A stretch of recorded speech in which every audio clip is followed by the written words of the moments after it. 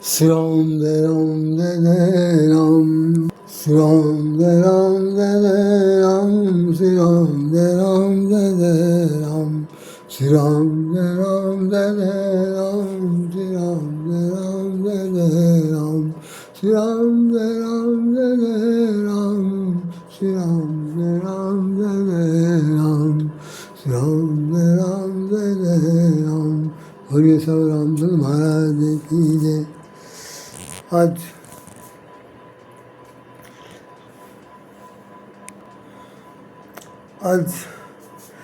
कुछ तबीयत ठीक नहीं है और हमारे घर में धर्म पत्नी भी बीमार है। कुछ अच्छा नहीं लगा। मैं 5 मिनट से बोलूँगा ताकि कंटिन्यूटी बनी रहे और जैसी स्थिति भगवान बनाना चाहे वैसे बनाएंगे। तो मैं सबसे बड़ी बात, सभी महान भाव, सभी शुभचिंतक, सभी ज्ञानी विज्ञानी जो मेरे इस वीडियो को देखते हैं उन सबको मैं हृदय से नमन करते हुए दो शब्द कहना चाहता हूँ। गीता हो चाहे रामायण हो, पुराण हो चाहे सदग्रंथ हो, चाहे वो उपनिषद हो, चाहे जितने भी अन्य वो धार्मिक पुस्तकों हों जिनके अध्ययन से लोग विद्वान बनते हैं, उन सभी में एक खास बात जो लिखी है वो खास बात यही है कि भगवान ने कहा कि मैं ही सब कुछ करता हूँ। गीता के पन्नों में भरा पड़ा कि मैं ही सब कुछ करता हूँ और गीता के पन्ने में एक बात ये भी लिखी हुई है कि मैं कुछ नहीं करता। मैं कुछ नहीं करता तो क्या करते हैं आप? कहने मैं करता हूँ। तो कैसे काम चल रहा? दुनिया हमने बना दिया, सबको काम दे दिया, सब सिस्टमेटिक वे में चल रहा है और जैसा जैसा जो कर रहा उसको उस वजह से फल मिल रहा। हम न फल दाता है न फल बनाने वाले हैं। आपके कर्म के ही फल से सब कुछ प्राप्त होगा। तो यहाँ पर ये बात तो बिल्कुल साफ हो गई कि आप जो कर्म करेंगे फल वही मिलेगा। तो इसका मतलब भगवान न कर्म का फल देता है न आपको ये इस बात पर इनप्रेरित करता है कि आप ये काम करिए। लेकिन मैं इस बात पर थोड़ा सा असमंजस में हूँ। निश्चित रूप से आप लोगों के साथ कहना चाहता हूँ कि वो तो कुछ नहीं करता। हमारा पिता है, परमात्मा है, संसार का मालिक है। आप भी जानते हैं, जो लोग सनातन धर्म के धर्मी लोग हैं वो भी जानते हैं कि जब सब कुछ वही करता है, वही नहीं करता है तो मेहरबानी से क्यों कराता है? हमसे गलती क्यों कराता है? हम जब अबोध हैं, ज्ञानी हैं, असमंजस में रहने वाले, कन्फ्यूजन में रहने वाले, गलत कदम उठाने वाले हैं, तामसिक गुण से ओतप्रोत हैं, जितने भी अवगुण हैं सब मेरे में भरे पड़े हैं। लिखा पड़ा है कि कुमत सुमत सबके उड़ रही, सबके उड़ रही, सबके उड़ रही। तो ऐसा कुमत सुमत सबके उड़ रही हृदय में निवास कर रहे हैं तो भाई उनको आपने क्यों भेजा? हम लोग ज्ञानी है जी, क्यों भेजा? आप तो ज्ञानी बने बैठे हुए और सब काम करके रख दिया। हमारा सारा काम सब बनना बिगड़ा। हम लोग चाहते क्या? हम लोग चाहते हैं कि हम बहुत सुपर निकलना है। एक बार भगवान को भी दाम दे दें। हो रहा इस वक्त, इस समय जो कलकाल में सब माहौल जो चल रहा है, कलकाल के बारे में बहुत कुछ कहा जाता है और ये बात भी कही जाती है इससे सारे युगों से कलकाल ठीक थी। कलयुग को एक मान्यता दे दी गई कि वो ठीक है क्योंकि उसमें काम करने की बड़ी छूट है। अन्य युगों में संभवतः ऐसी बात नहीं है। सतयुग में कुछ न कुछ नियम है, द्वापर में कुछ नियम है, त्रेता में कुछ नियम है, लेकिन कलयुग में कोई नियम नहीं है। कलयुग में सिर्फ केवल एक नियम है कि अगर आपको भवसागर से पार उतरना है तो साफ साफ लिखा हुआ है कि कलयुग केवल नाम आधार।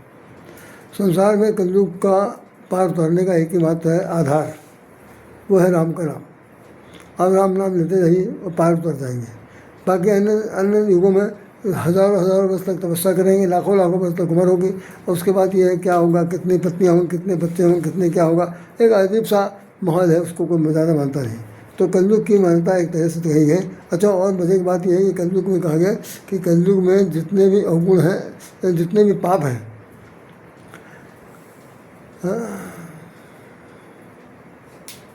कलयुग पुण्य पाप नहीं, पाप हो ही नहीं पापा, ऐसे करके लिखा है। कलयुग में पुण्य की ही मान्यता है, पाप की कोई मान्यता नहीं है। और ऐसा कहा जाता है कि एक पाप आप करेंगे तो 100% आपको दंड मिलने की पूरी उसमें लिखा हुआ है नियमावली के अंतर्गत कि एक पाप पर आपको 100 दंड दिया जाएगा। अब दंड कैसा होगा, वो पाप पर आधारित है।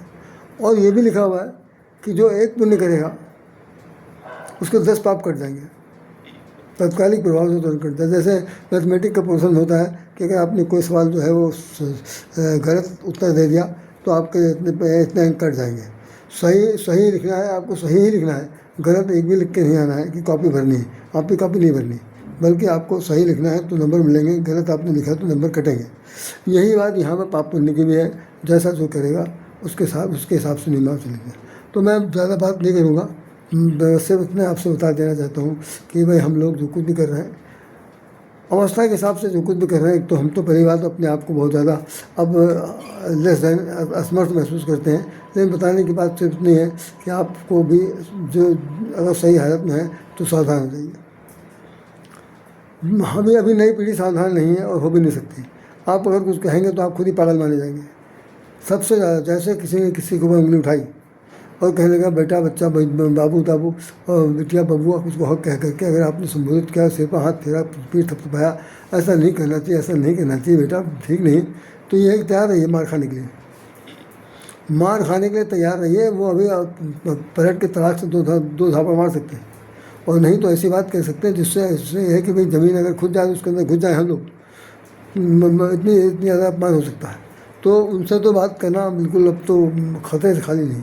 वो जो कर रहे हैं वो अपने फल पाएंगे, अपना फल स्वयं पाएंगे। मुझे ये याद है, घटना घट रही थी, मेरे ही सामने की बात थी, और वो लड़की की उम्र मुश्किल से 15-16 साल, 18 साल होगी, 20 साल होगी, इससे ज़्यादा नहीं हो सकती, मैं 20 साल भी ज़्यादा मान रहा हूँ।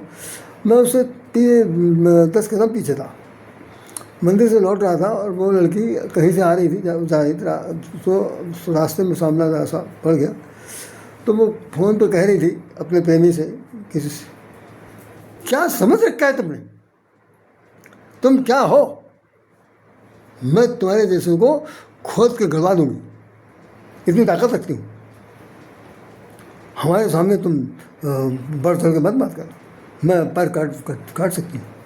भाई साहब 10 कदम मैं पीछे था, मेरे कान में ये जब आवाज़ गूंजी तो मैंने कहा लो उसको आगे बढ़कर देखा जा सका इसकी भाई, तो मैं आगे बढ़ गया, 10 कदम आगे गए, आगे बढ़ करके हमें पलट करके एक अनजान तरीके से हमने पीछे मुड़ करके देखा, तो लड़की की उम्र बहुत ही भोली थी, बहुत ही छोटी थी, और उसको देख के लग नहीं रहा था कि ये 10-20 लोगों को खोद के गड़वा सकती है, लेकिन इतना ताकत थी उसमें।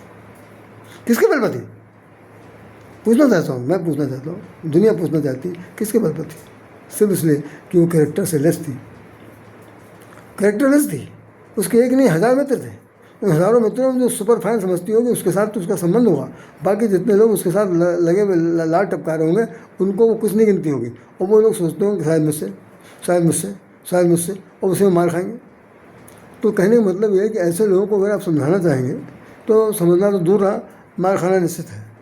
तो इसमें हमने जो आज की बात का प्रसंग लिया है उससे यही बताना चाहता हूँ कि कुमत सुमत जब सबके मन में रहते हैं और आप कुछ करना नहीं चाहते, करते भी नहीं हैं, सारा काम दूसरे लोग कराते हैं, दूसरे लोग कौन कराते हैं नहीं जानते हैं, सारे ग्रह करा, ग्रहों से सब काम हो रहा, और वो बैठ कर देख रहे, तो ऐसी स्थिति में भैया आप हम लोग से क्यों ऐसा कर रहे हैं, अरे जन्मे काहे दे रहे भैया, हम लोग को भी कीट पतंगे दादो कोई दूर दूर तक पता ना रहे, कोई हम मोक्ष नहीं चाहते, बिल्कुल नहीं चाहते, हम ये चाहते हैं भैया अब बहुत हो गया, बहुत हो गया, राम नाम उच्चारण करने के लिए अगर सही ढंग से दिल दिमाग दे सकते हैं आप तो भाई मेहरबानी, नहीं दे सकते तो भी मेहरबानी, बस ये है कि समय जो बचा हुआ है उसे काट दीजिए, बचो खुदो जो समय रहो है राम राम कही डाल, ये प्रार्थना है मेरी, बचो खुदो जो समय रहो है राम राम कही डाल, समय चूक जब काल न बचे हैं कहियो कौन हवाल मनवा पर खोना वही काल। जिस वक्त काल आपका गला दबाएगा और वो पूछेगा कि भाई क्या किया था, आप कह रहे हैं हमने कुछ नहीं किया, तो कहे चिट्ठा देखा आपने, चिट्ठा देखे ही रखा हुआ, आप जो करके वहाँ से आए हैं तो यहाँ पहले देख लीजिए, उसके बाद तैयार रहिए, दंड भोगने के लिए तैयार रहिए। तो आप कहेंगे अब तो मुझसे बड़ी गलती है, मुझे मालूम नहीं था, मुझे मालूम, तो वो कहेगा मुझे मालूम था, तो मालूम कब होगा, जाइए, फिर वो धकेल लेगा, इसी धरती पर आएंगे, और वो जो काल का चक्र होगा वो आपके साथ काम करेगा। इसलिए आपसे प्रार्थना है कि भाई सावधान हो जाइए, जिस उम्र में रन कर रहे हैं अपने आप को संभालिए, नहीं तो कोई आपका हाथ नहीं बढ़ाएगा। जय श्री राम, जय श्री राम।